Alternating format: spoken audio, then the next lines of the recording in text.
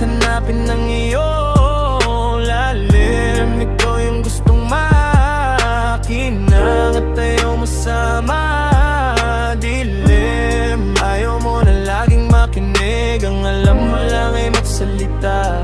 Mga hindi magaganda ginagawa ay ayaw mo na mapuna.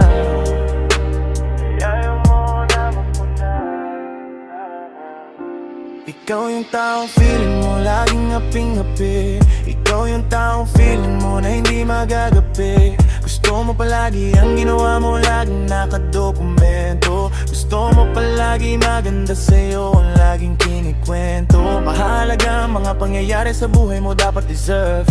Para kang importanteng tao dapat laging may naka-reserve. At sa iyong self gusto laging may papuri. Ayaw mo nang binabalewa o kaya ay sinasign to be.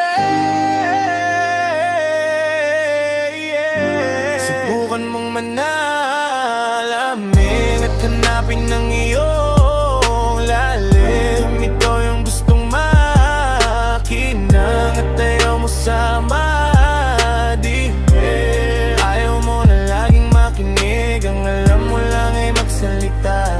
Mga hindi magaganda ginagawa ay ayaw mo na mapuna.